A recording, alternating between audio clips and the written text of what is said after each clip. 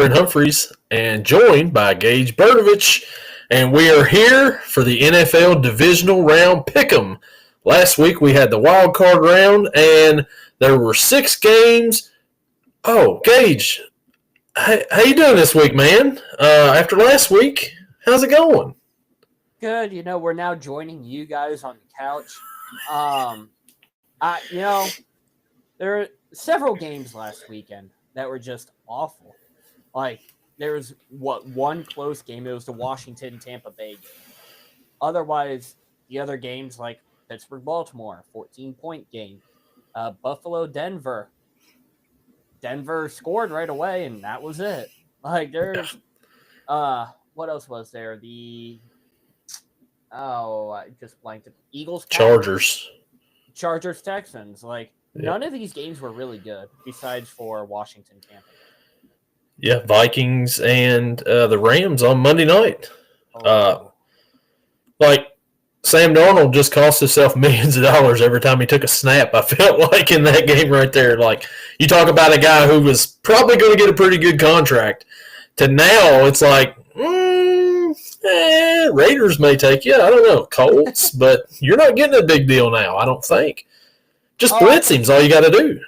Yeah. Well, I think some team will give him the big contract just because it's a quarterback and he's a starter. Yeah. But otherwise, like, taking 9 sacks, you can't do that. Some of it was good defensive play. There was a couple corner blitzes that he couldn't do anything, especially on a play action. Can't do much with that. There were a couple where his line didn't really hold up. But there were also a few where he held the ball for what felt like 5, 6, 7 seconds and is out of the pocket. And instead of throwing it away or scrambling, he just takes the hit. Yeah, I know there was one point in time, maybe one of the first couple series in the second half, where he steps up into the pocket, avoids a sack, and completes a pass, and I'm like, maybe he's got this thing figured out. And then a few plays later, he's back on his back once again, sacked, and it's like, maybe he didn't figure it out. I thought he might have, but yeah, he cost himself some money that day, I believe. I don't think he'll be back in Minnesota next year. No, I don't either. They'll have J.J. McCarthy, then they'll sign somebody, whether maybe it's Daniel Jones,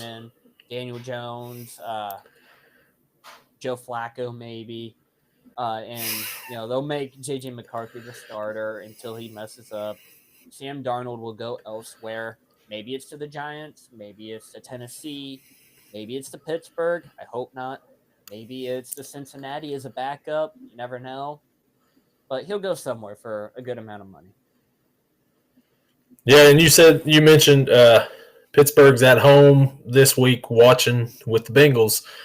All I know is that the Bengals, their last game of the year, they won that, and Pittsburgh lost their last game of the season. That's all I know. I don't know anything else. But All right. Listen here. Listen.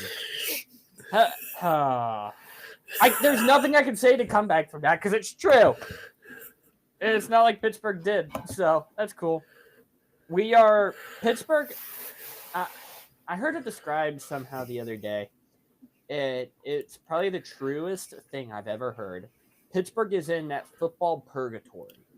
They're always good enough to make the playoffs, never good enough to win it, and never good enough to have a top draft pick to where you're going to get a guy.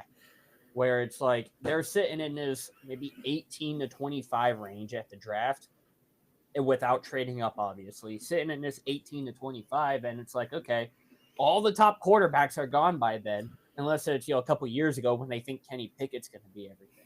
All the top quarterbacks are gone. You have a few good receivers off the board. Running backs usually don't go that high, so they may still be there. It's like, where do you go? Do you think that maybe Emeka Egbuka from Ohio State's still going to be there at 21, I think was what they have? Do you go with the offensive line, try to booster them up, but they're still pretty young? You go defensive line because you were ran all over the entire second half of the season. Do you go corner to pair someone with Joey Porter Jr.? I don't know what you do, but you better do something. Yeah, and they spent a lot of money on that defense for them to get ran over in the playoffs by Lamar and Derrick Henry and all them. You spend all that money on defense, you want them to show up in those key moments right there. And, Yep. man, did they not Saturday. Yep. And then offensively, what else is there to say offensively? I mean, it's a mess over there offensively. Is Russ coming back next year to be the quarterback? Do you go back to Justin Fields? Do you try to find somebody else? George Pickens, after the game, he's been a diva all year, and then he had some comments after the game. Do you really want to – is he coming back? Is he going to, you're going to get rid of him? Najee, I mean, he's probably going too, right? Yes. That's the only thing I can actually say yes to is yes to Najee being gone. When it comes to the Pickens comments, I was very confused by it. Because the first question that the reporter asked was like, have you seen strides in this offense since your first year? And he said, yes. And the next question was, are you optimistic for the future? And he said, nah. I don't know if he doesn't know what optimistic means or what's going on here, because you really just counterintuitive yourself. But okay. I hope Justin Fields is a starter next year. I really do. Russ, I don't know. I like Russ, and Russ had more touchdowns than I think Kenny Pickett had in 2 seasons. So, I mean, I know it's not saying much, but after watching Pickett for 2 years, you'll put up with Russ for a few years. You talked about the defense. Looking at it right now, the top 5 highest paid defenses, 3 of them got bounced this weekend in the wild card. The Steelers at the top, $145 million. And then the Packers at $124 million. And then Bears and Falcons, but they don't really matter. And then the Chargers at number 5 at $115 million. So it's like we aren't just like the only team with a high-paid defense that just absolutely did not perform this past weekend. But then you look at the cheapest teams. The Rams have the cheapest defense in the league at $44 million. Because they're young. They have a lot of rookies on that defense. And then you also have the Chiefs at 75, Lions at 78, and Eagles at 79 million. So 4 playoff teams have the cheapest defense, but one of the more expensive offenses. Maybe you should start investing in the offense a little bit. Yeah, the game's changed a little bit. Pittsburgh's still wanting to play the same kind of football that they've played their whole existence, which is run the ball, play defense. And I don't think that's going to get that done in NFL nowadays. You've got to have a quarterback, and you've got to have some receivers. And, some parts of the year, Russ looked really good, like his old self. Yeah. Pickens looked pretty good for some of the part of the year. But then the diva in him came out for most of the year, and that was it. And then Russ looked kind of like his Broncos days the last few years or few weeks. So, yeah. And I'll tell you what, the opening drive of the second half for Pittsburgh when they scored the touchdown, it looked great. It looked phenomenal. There was a lot of deep shots on that drive. I was like, okay, it's now 21-7. Maybe there's a comeback brewing. And then Baltimore walked right down with Derrick Henry and scored the 4th touchdown. And then Pittsburgh came right back with the 2nd touchdown to Pickens. I was like, okay, here we go. We just need a stop. And Baltimore did exactly what Philly did to the Pittsburgh defense. Run the ball. You have a top running back in the league. Run the ball, get a first down after 2 or 3 carries, and keep the clock running. Lamar barely threw, it felt, in that game because he didn't have to. Yeah, he didn't have to because they couldn't stop the run. And it was like you said, it was, 3 yards in a cloud of dust the whole time, right? Yeah. All the way down the field. And it worked. Clock killer. And there's only, I know we talked about the running backs. Teams don't need a high premier running back, whatever. Saquon and Henry, I think, are the 2 exceptions to that.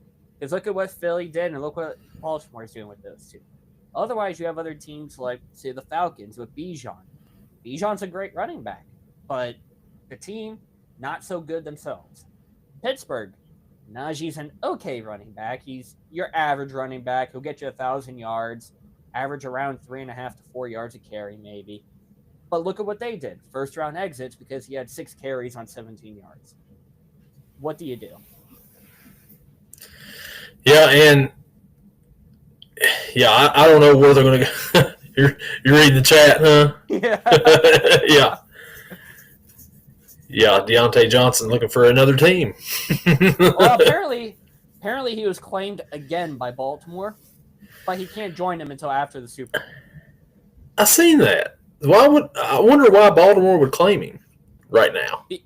I think I read because if another team wants to claim him, they can take him, but Baltimore receives a compensation draft pick for it. Oh. So it's actually really smart on Baltimore's part, but I mean, it's not like they're going to use him in this this postseason run. I'm sure they're probably going to release him once that time's up. I don't think they're going to play him. No, I think this is just a move, yeah. Yeah, come the draft time, he won't even be on the team. He'll be looking for a new one. So speaking of the Texans, they had a very impressive win. Me and you both picked the Chargers on this. We thought Chargers was going to be great and win. And Justin Herbert, 4 interceptions. He only had 3 the whole season, and he had 4 in that game. I didn't see that coming. No, neither did I. When the Chargers offense was only able to get 6 points off of the first 2 turnovers by Houston, I knew right then. I was like, oh, Houston's going to win this. And then they did.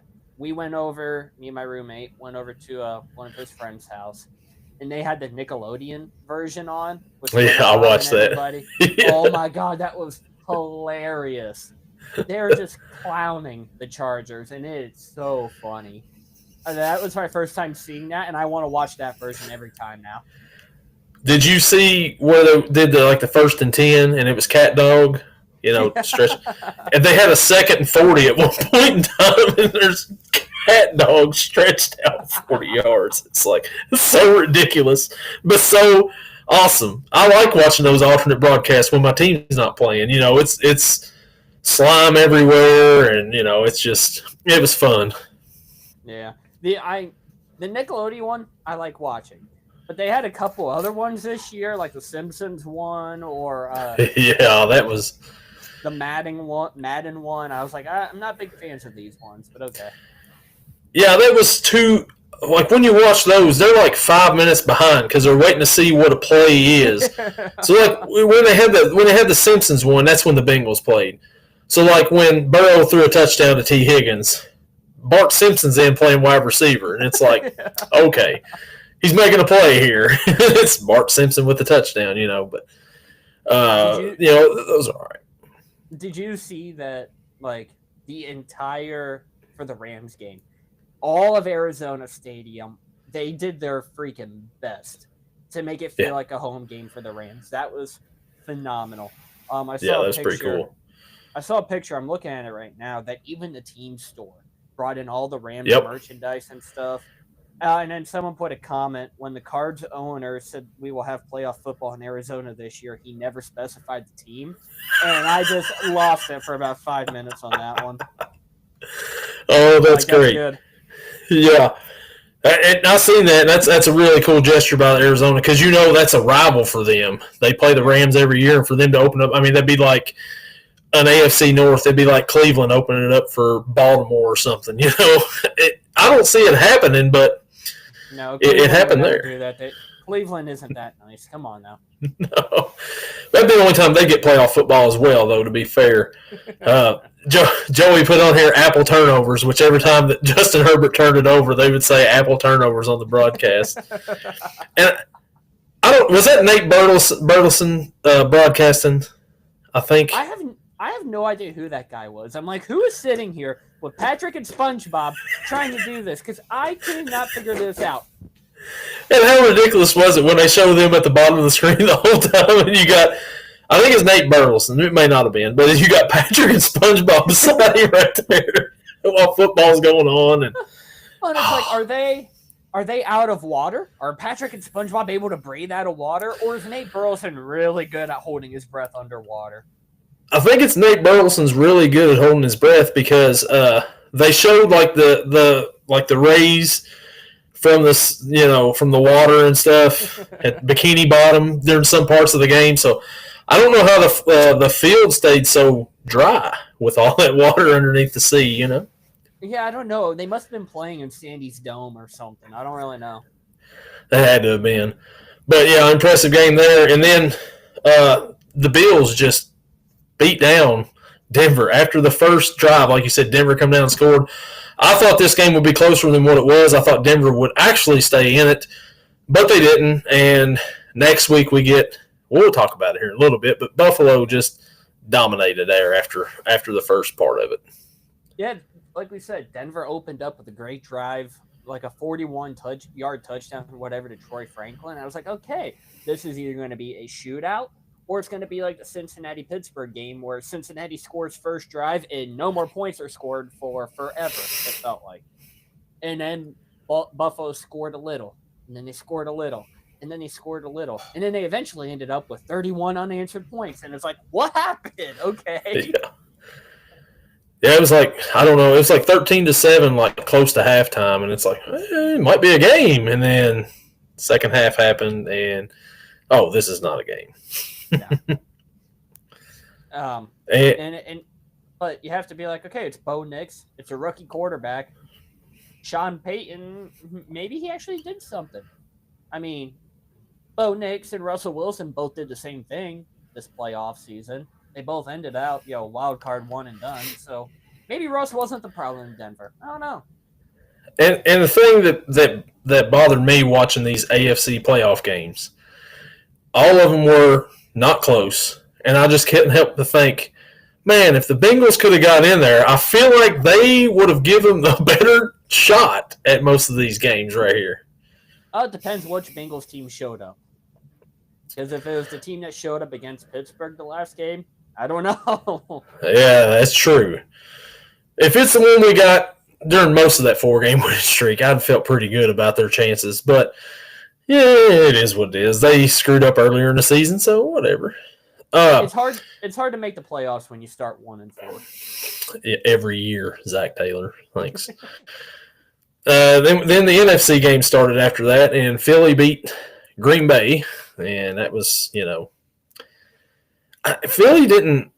A.J. Brown's over here reading books on the sidelines, right? Like in the middle of the games. Like he has like one catch, and he's over here reading books in the middle of it. And then, Nick Sirianni's like, oh, yeah. He's like, it's no big deal. He's like, he's one of the best wide receivers in the league. It's like, so you want him to read books over on the sidelines? Everybody else is looking at their tablets and stuff? Yeah. What kind I also saw that book soared on Amazon's sale list. It was like, I want to say it was like $53 million that book sold afterwards or something. But it's like, oh my God, that is crazy. I wonder if he gets a cut of that for advertisement. If I was the author, I would absolutely reach out and be like, thanks, I'll give you 20%. Here we go. And I didn't think Jalen Hurts looked all that great either in that game. And maybe it's where he's been off for 3 weeks, but he didn't look his best, I didn't think, there. No, and I told that one of my friends is an Eagles fan, and I told her that, and she was like, well, you don't need to be a great quarterback when you have a great team around her. And then the Eagles on offense did something bad, and she goes, we need a new quarterback. I was like, see, I told you. I thought you didn't need a great quarterback.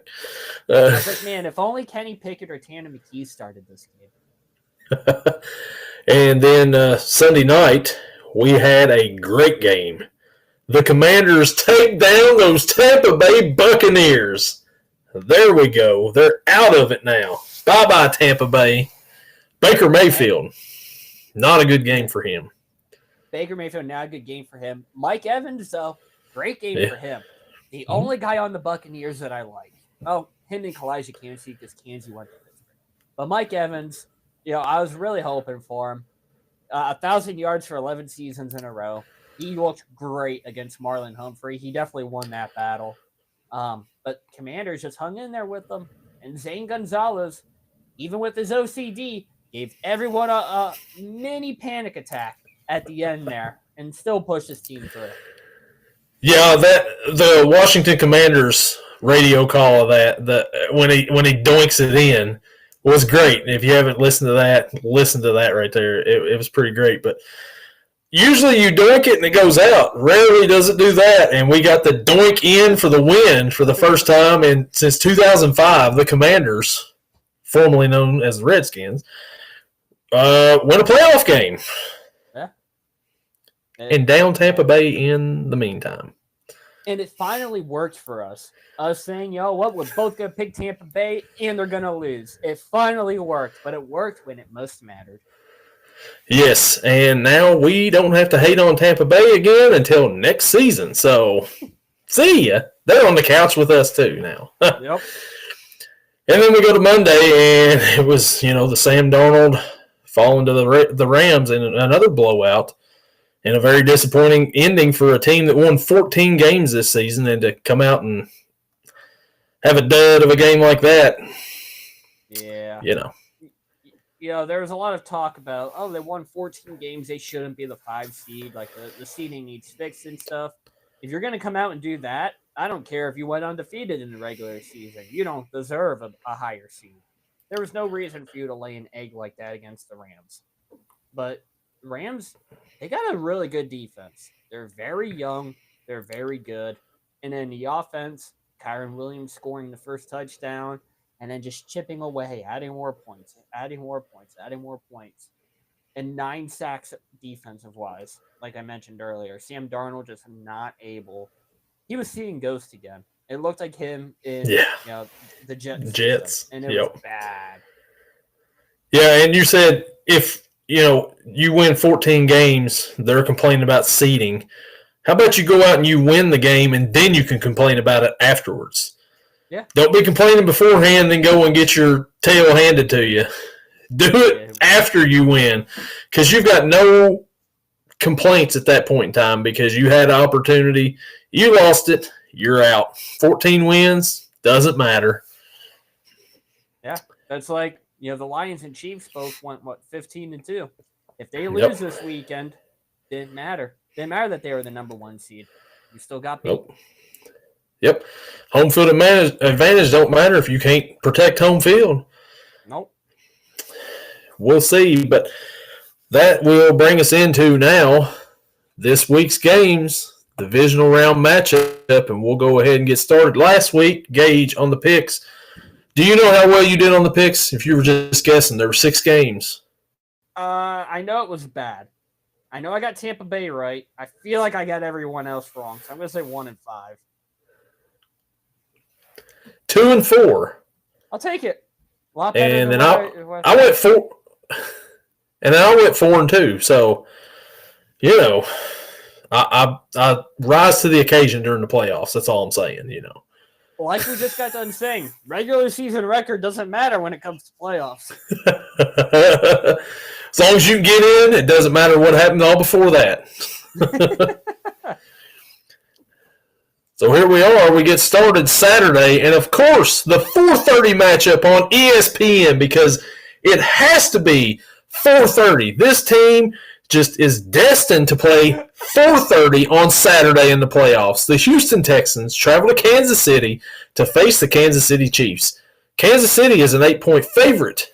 Gage, the Texans have never made it past this round. Do they this year?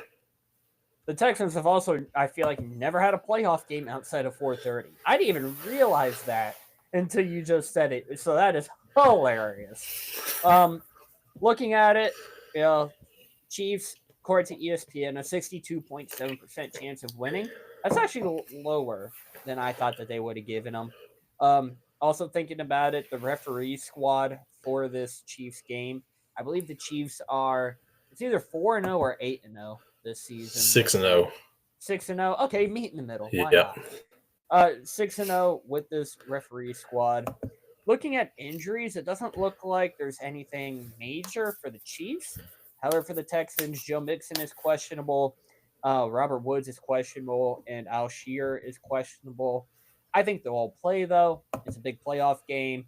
You're going to be facing a lot of adversity being an Arrowhead. Yeah, you're probably going to play all your guys, even if they're not 100%. But I don't think it's going to matter.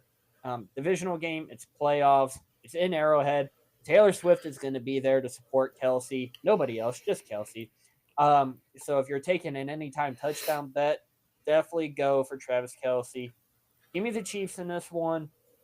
I think they pull off the win, and I do think they cover the points. So give me the Chiefs. Give me the points in this one. Last week, we both went against Houston in this podcast. We didn't give them a chance at all. The Chiefs have been off for the past week, 2 weeks, because they rested their starters in Week 18. Thanks a lot. And we'll see if that comes into effect at all. Maybe it might do it. Like I said a while ago, Hurts had like 3 weeks off, and he didn't look good at all. We'll see if that's the same effect with Kansas City or not, or if they come out just ready to go. These two teams just played a few weeks ago, back in Week 16, that Saturday game. Houston actually played them pretty close up until Tank Dell's gruesome injury during that game right there. That's when that happened, and they were kind of emotional after that part right there, and they kind of fell apart after that. I think the Chiefs are the better team in this one. I think that's just going to be too much for them in Arrowhead, and I think that the rest is going to help them. Give me the Chiefs in this one. I'm with you. I think they end up covering. Houston will keep it close for a little while. Kansas City will pull away late. Give me the Chiefs in this one, and I think that they cover as well. So, and as Joey says, Houston, we have a problem. Yeah, Houston, we do have a problem, and that's probably another divisional round loss. Make it 0-6 after this. And it's going to be 25 degrees at kickoff, so Houston's used to playing in the Dome. It's a lot hotter in Houston than it is Kansas City, so I don't think it's going to be too good. No. Then we head to the 8 o'clock matchup Saturday night, and what I think could be the under-the-radar game of the weekend. 8 o'clock on Fox, the Washington Commanders travel to Detroit to face the Detroit Lions. Detroit is a 9.5-point favorite in this one. Gage, what are we thinking about this first NFC matchup of the weekend? I agree with you. I think it's going to be good, but I don't know if the Commanders have what it takes. Jaden Daniels, great rookie season. Completing 331 passes on only 480 attempts, 3,500 yards, 25 touchdowns, 9 picks. Jared Goff, over 4,600 yards, 37 touchdowns, 12 picks. The running game, however, I think is going to be the big difference in this game. Brian Robinson doesn't even lead the team in rushing yards. I'm just learning this. Jaden Daniels leads the entire team. Also 6 touchdowns on the ground. For the Lions, Jahmyr Gibbs, 1,400 yards, 16 touchdowns. He had a hat trick in his last game. David Montgomery comes back. The passing game for Detroit is phenomenal for the most part, unless you're playing Houston. I don't think let's see here. 73% chance for the Lions to win, according to ESPN. I'm surprised the spread is as low as it is, but I think that's also, it's playoff divisional time. That is kind of taken into consideration. But give me the Lions in this one. I think the Lions come out and are the other number 1 seed to win this week. Give me the Lions. Give me the points. Ford Field, the most expensive tickets in Super Bowl era, not counting a Super Bowl game. Here we go. Detroit. They only had a week off. Instead of Kansas City, they actually played their guys in Week 18 because they had to, because of the division and the number 1 seed. That's why they played their guys, so they can get last week off and get home field advantage throughout. Detroit, like you said, the run game is the key in this. They want to run the ball. They love to run the ball. But they can pass the ball around too. Amon-Ra St. Brown, Jameson Williams, Sam Laporta's come on the last part of this year. Jahmyr Gibbs can catch him out of the backfield. David Montgomery, what's his status for this game? I think I seen something the other day. I don't know if he's playing here. Maybe it said he'd be ready for the conference championship. I thought he was going to play this week, but let's see here. NFL.com article, Lions running back David Montgomery so happy to be back for playoffs. So I'm going to assume he's going to return. So you got the two-headed monster back there for them. On the other side, Washington's got some weapons of their own. Scary Terry McLaurin, when Jaden Daniels throws to him, man, that guy is tough at times. Yeah. Jaden Daniels himself, if he doesn't see nothing, he's not going to run first, but he's not afraid to take off and run, and he's a smooth runner, and he can, just slither his way up through and get a first down like out of nothing. Yeah. Brian Robinson, he struggled, I believe, this year. I mean, he has not been that good at all like last year. He's not had as good a season as he did last year. And then you got Ertz, Zacchaeus. You got some weapons over there too. I think it's going to be a high-scoring game. Take the over in this game right here, I think. Yes. But I think Detroit ultimately ends up winning this game, and I think that they cover the spread. Give me the Lions to advance to the NFC Championship next week at Ford Field, and that place is going to be crazy. Yeah. Both of these coaches right here, both Dans, Dan Campbell, Dan Quinn. Yep. There's going to be a lot of let's go for it on fourth down. There's not going to be a lot of we're going to punt or we're going to kick right here. We're going for it on fourth down. You can just about guarantee if you set the over-under at 3.5 going for it on fourth down, take the over on that right there because they're going to go for it. They're not going to shy away from kicking. Yeah. And you mentioned Brian Robinson. Statistic-wise, it's his best season of his career. He's never had 1,000 yards in a season. He had 187 attempts for 799 and 8 touchdowns, 4.3 average. Surprisingly, all career highs. Those numbers suck. Those are not good for a starting running back. This season, he had 3 games over 100 yards, and that's it. Sorry. Yeah, 3. 3 games over 100 yards. Otherwise, a lot of his games have been awful. Like his last couple games, 10 carries for 16 yards, 5 carries for 10, 13 for 60, not bad, 10 for 24, 21 for 65. Last time he went over 100 yards was against the Titans on December 1st. Ironically, also the last time he scored a touchdown. 16 for 103 in a touchdown. So it's like if they want any chance, the run game has to get going. Otherwise, he'll go another 5 for 10, 10 for 16, get shut down, and then teams know, okay, let's just back everyone up because he's going to throw it. And like the last 2 games they played on prime time.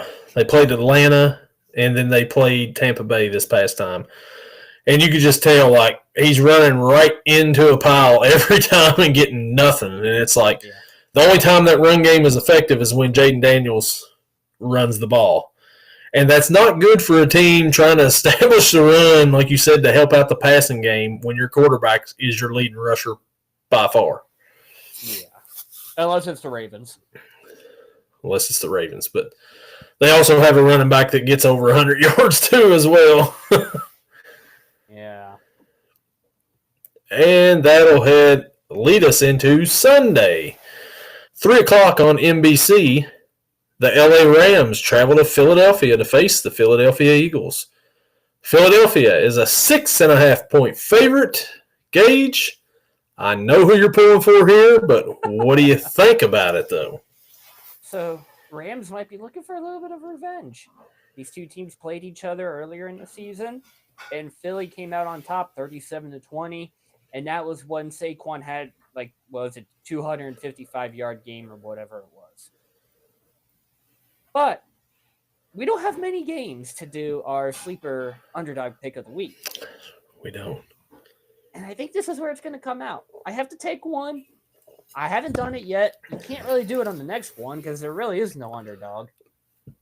I'm going to go with the Rams in this one. Couple reasons. One, just want Philly out of it. 2, if they stop Saquon, there's a good chance that they stop the Eagles' offense as a whole. Looking at injury report right now, A.J. Brown and Dallas Goedert, both questionable. Now, they're likely to play, but it's something to know that they are questionable. For the Rams, you have Tyler Higbee on the offense questionable, and then Bobby Brown and Ahkello Witherspoon questionable. The defensive players there don't really matter, but that Tyler Higbee one might also be big. Stafford likes using Higbee every once in a while. Both of these quarterbacks have also had pretty decent season. Stafford, 3,700 yards, 20 tuds, 8 interceptions. Jalen Hurts, 2,900 yards, only 18 passing touchdowns and 5 interceptions. the run game, just like the last game, the run game, I think, is where it's going to come up big. If Kyron can really get it going, I think, Rams are in for a good one. However, if Saquon doesn't get stopped, it might be a long night for the Rams. We talked about the young defense that the Rams have. They're going to step it up because they know they have to, and I think they're going to. What did you think? Oh, let me finish. Rams, give me the underdogs. Give me the Rams. Underdog pick of the week. It's in Lincoln Financial Field. The Rams are going to come in, play spoiler. They might be a little on fire. No pun intended. Give me the Rams. Give me the points. What did you think of the Matt Stafford? His head is down, almost down, and then just flips it out, and it's not called for intentional grounding or fumble or anything. Are you talking about the little flip? Yeah. Definitely should have been intentional grounding. There's no doubt about it. I think so, yeah. I don't see how that's not intentional grounding. I almost think of it as a way of like, if there's a screen pass set up for the running back, but there's defenders in the way or whatever, and the quarterback just throws it at the ground. But it's in the vicinity. How's that not intentional grounding? His arm's going forward, so it's not a fumble. Puka and Kyron are both right there. So by rule, there's a receiver in the area. Yeah, he was intentionally throwing it to the ground to avoid the sack. But if you go by how it's said, then it's not intentional grounding. So smart play by Stafford. Yeah, he got by with there.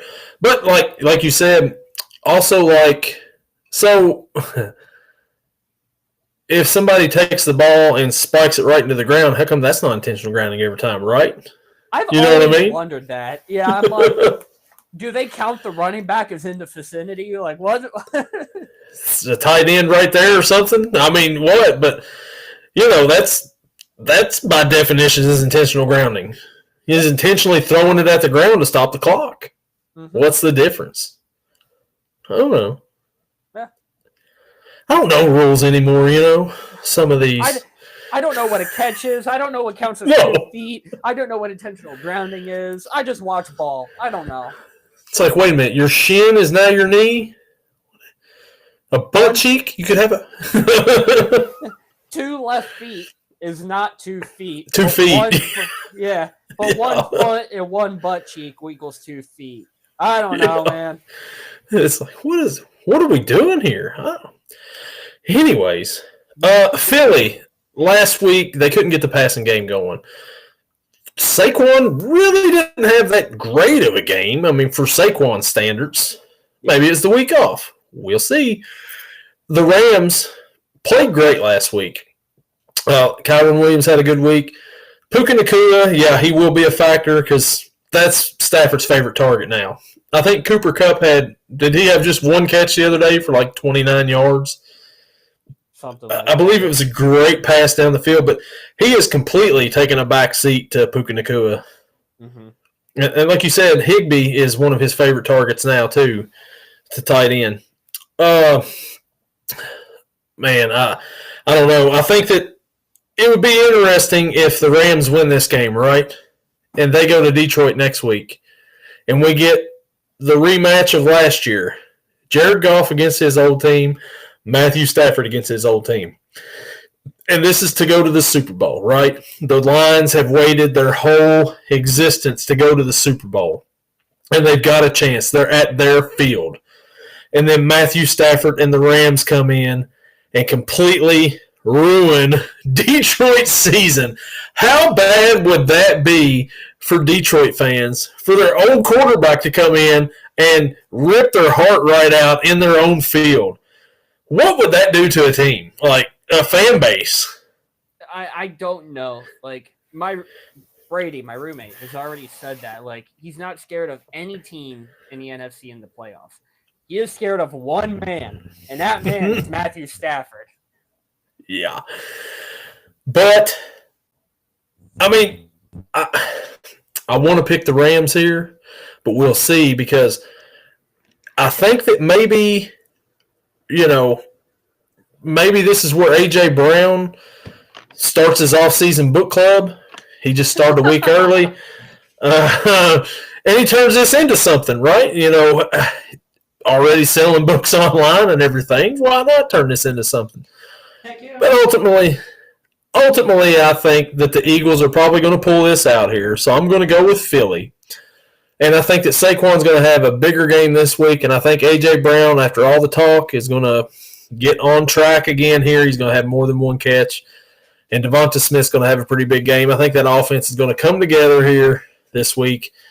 The Rams won't have 9 sacks this week. And Philly's defense is really good.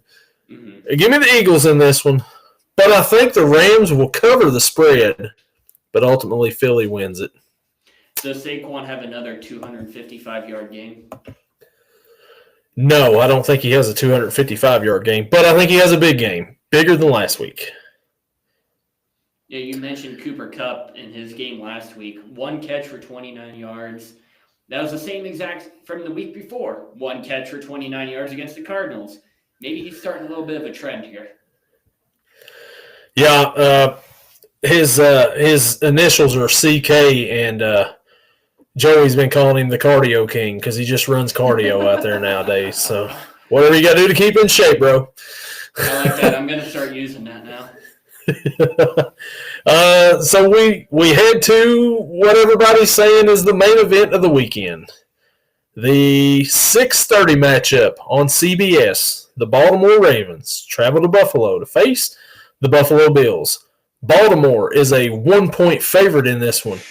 Gage, what is the over-under? Tony Romo drools all over Josh Allen in this game.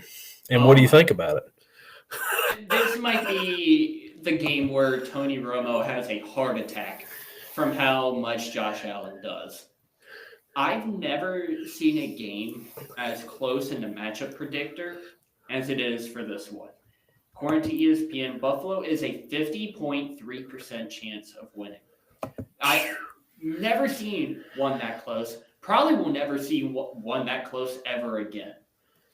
And a 1-point spread, I'm surprised it's not a half-point spread. I am surprised it is not 0.5 points. These two teams met earlier in the season, and it was a blowout. It was 35-10 in favor of Baltimore. Yep. But this is the playoffs. We know what Lamar Jackson's track record is in the playoffs. Is this going to be a hate pick? Maybe. The Ravens without Zay Flowers last week. He's still questionable for this week. I don't really know if he's playing or not, but that may have a big factor. The Bills injury report, what do they got? They got Ray Davis questionable at running back, and Alec Anderson, offensive tackle, questionable. So no one really big questionable for them. They got full strength. They scored 31 unanswered points last week to just take down Denver. And this is going to be a matchup of the two MVP favorites, Lamar versus Josh. Whoever wins this game, I think, wins MVP at the end of the year. I know they're not supposed to take playoffs into consideration, but I think it's going to be taken into consideration. Over 4,100 yards for Lamar, 41 touchdowns, 4 interceptions, the best year of his career by far. Josh Allen, 3,700 yards, 28 touchdowns, 6 interceptions. 6 interceptions. Not as good of a year as what Lamar has had. And I'm willing to say that. Maybe Lamar should win MVP, but I think it's going to go to Josh because I think the Buffalo Bills are winning this game. It's in Highmark Stadium. It's in Orchard Park. Buffalo Bills get a home game out of this. Give me the Bills. 1-point spread. Obviously, I have to take the points on this. Over, under, 51.5 is what I'm looking at. I'm willing to take the over on that one, too. Give me everything, Buffalo. It's going to be an exciting game to wrap up the weekend.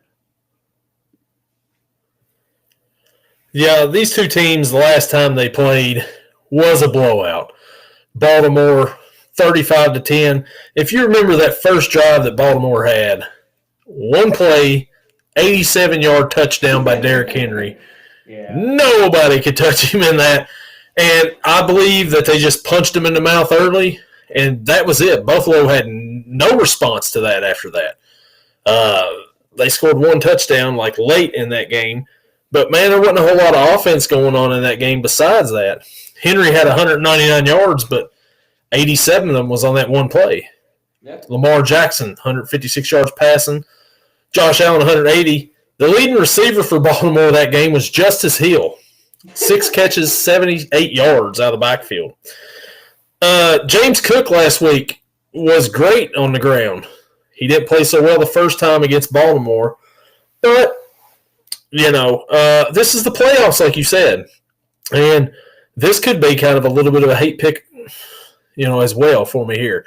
Plus, this could be my underdog pick of the week right here. I'm going to roll with the Buffalo Bills. I think that Buffalo is going to win this game. This is a chance Lamar is going to fumble this one away, I believe, at the end. And that's how it's going to end. Buffalo is going to come away with the win.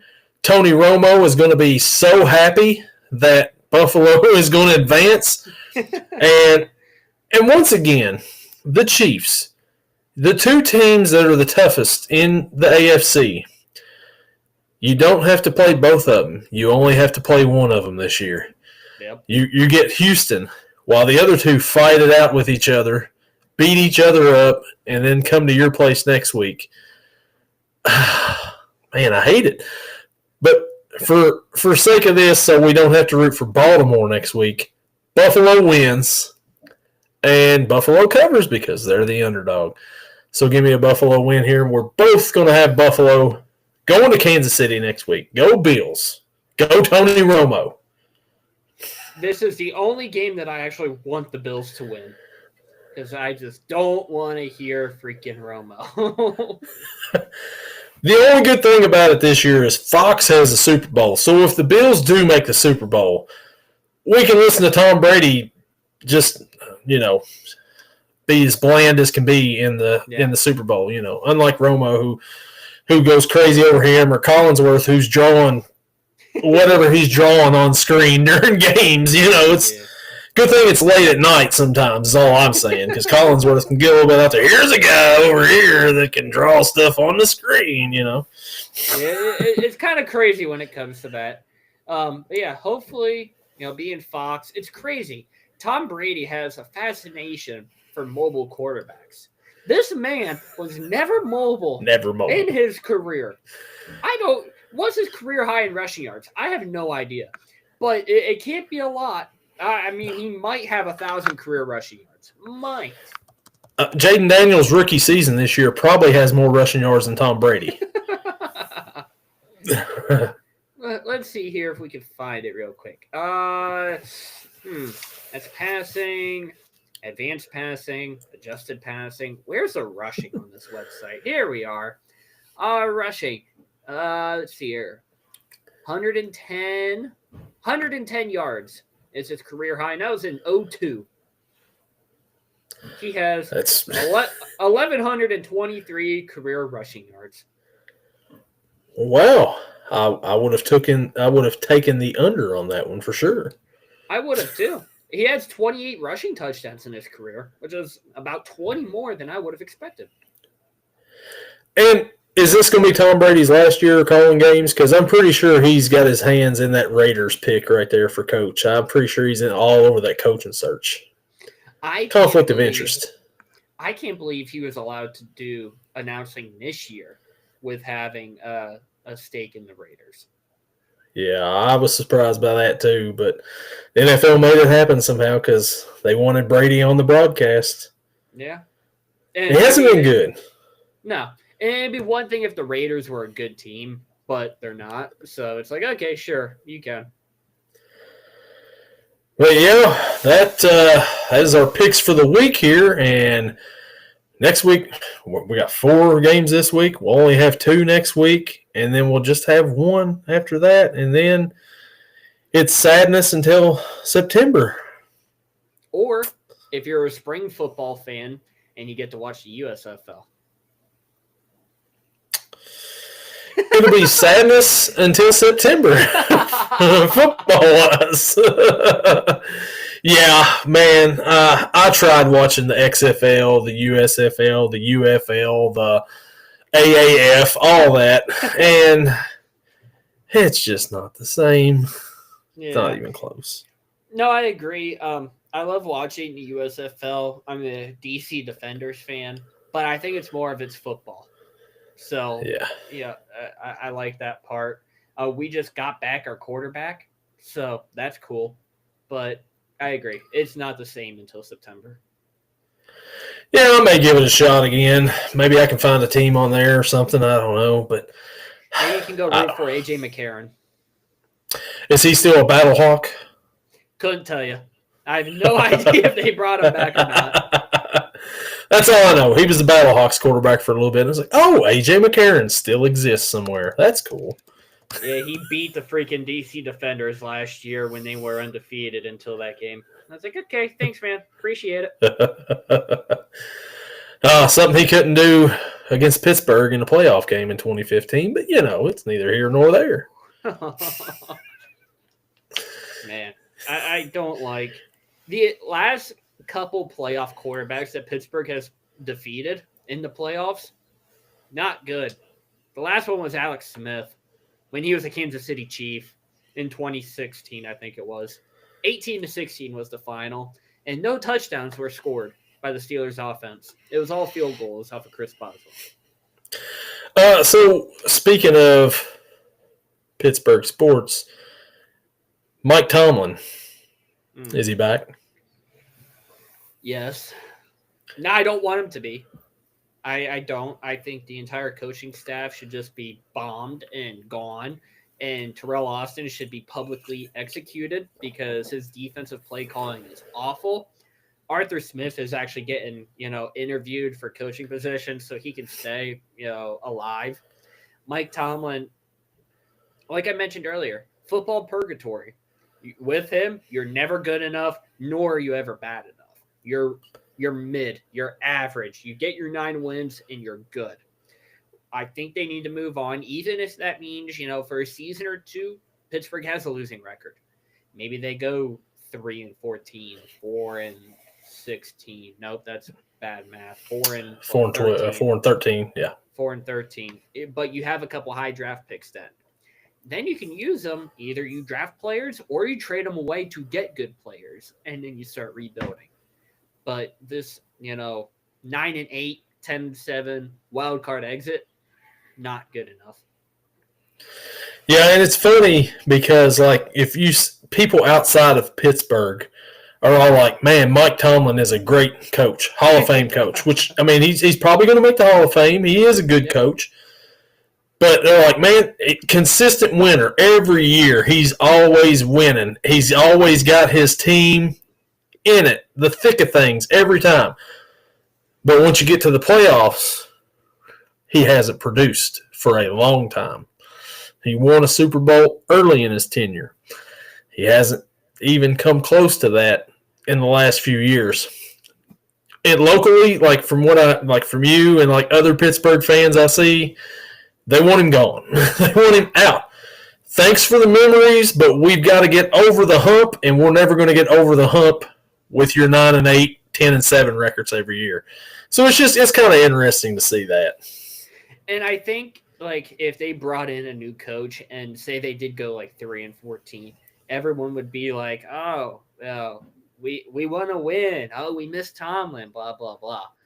Until you think, oh, God, we have the number 3 draft pick. Okay, cool. This is awesome. Pittsburgh sports, I saw Colin Cowherd, or I believe it was earlier today or yesterday, said that Pittsburgh should trade 2 first-round picks, George Pickens, and T.J. Watt to get Shedeur Sanders. I'm like, I don't know where you came up with this, because I feel like he said the exact same thing last year instead to get Caleb Williams. This man must recycle his sports takes. And they're not even that good.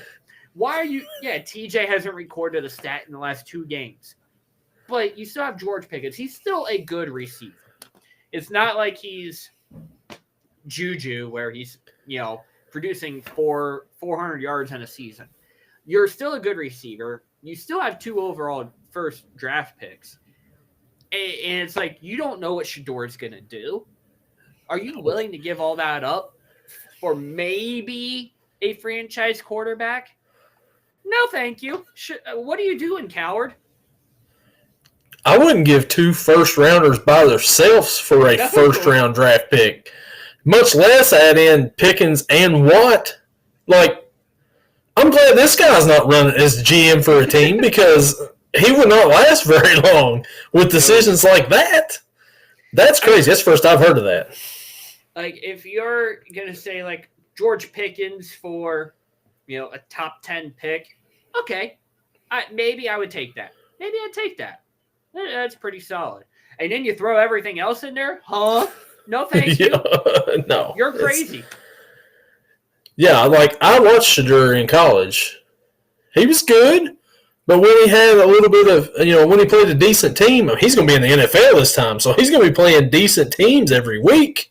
Yeah. He didn't fare so well. It's a different league up here, and you just don't know how somebody's going to be until they get there. But it's crazy. It's all crazy. The Penguins, they just waived goalie Tristan Jarry here the other day. I think all of Pittsburgh collectively went, let's go! Because no one likes Jarry. No one likes him to the point where he wasn't claimed off waivers, and he's now sent back to Scranton Wilkes-Barre Pens.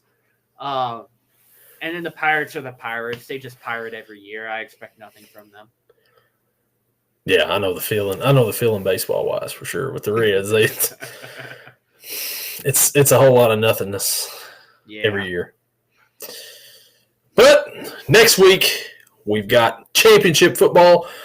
We got this weekend. We got divisional round. Should be a great weekend of football. This will be the last week where we have Saturday football until September. So we better go out and enjoy it. Man, but until next week, But until next week, we will see you all later. Later.